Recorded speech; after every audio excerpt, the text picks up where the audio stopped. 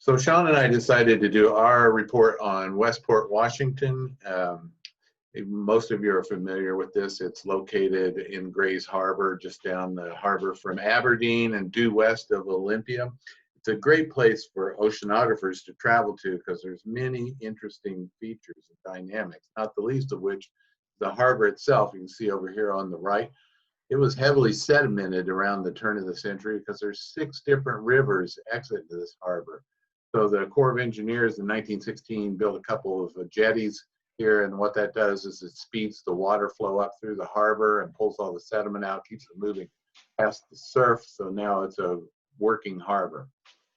Some of the wonderful features you can see on this bathymetry map from NOAA are Gray's Canyon, which is one of these submarine canyons like we talked about in class earlier on the edge of the continental shelf, which is this lighter area.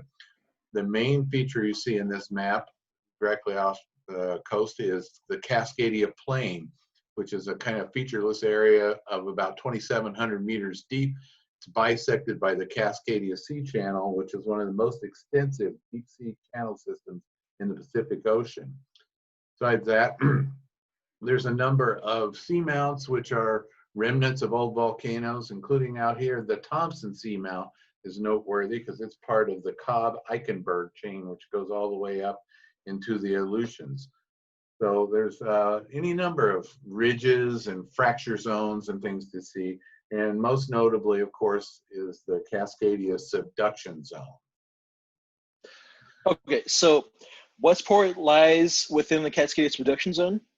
And Westport is also adjacent to the Juan de Fuca Plate off the coast of Washington.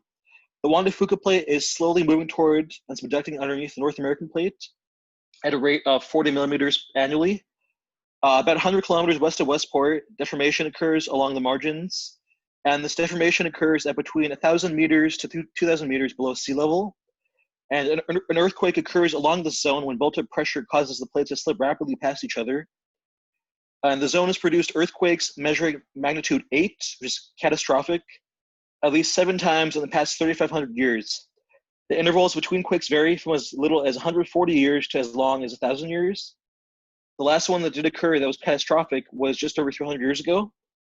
And scientists cannot predict when the next earthquake will occur, but the region is within the window for a significant event, so it is long overdue for a major event. The salinity and surface temperature of the ocean off Westport. The temperature itself varies between cold and colder, and over the course of the past 10 years, the warmest sea surface temperature recorded at Westport was in 2019 at 62.4, and the coldest was recorded in 2011 at 53.2. Recent anomalies in above normal temperatures off the coast of Washington, also known as the blob, are affecting ecosystems and fisheries further out. But generally, the nearshore upwelling of cold water keeps this warmer than usual water pushed away. The salinity also varies seasonally off of Westport.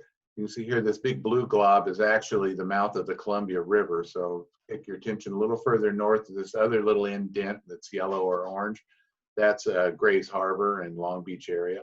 This area is the salinity peaks during the summertime, and then it drops to its lowest point in the spring and winter, and that's because of the major influx of fresh water from rain. And speaking of weather conditions. So in terms of the weather conditions and wave conditions, in recent years, average highs are in the high 60s Fahrenheit and lows in the low 40s Fahrenheit. But historically, in the 20th century, average annual high temperatures in Westport did not exceed 57.8 degrees Fahrenheit, and average annual low temperatures were as low as 42.6 degrees Fahrenheit.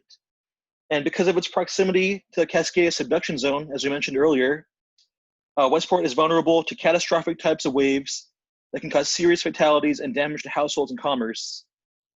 And on average, these waves are usually around 5 to 6 feet swells, but in the wintertime, they can get as high as 13 feet.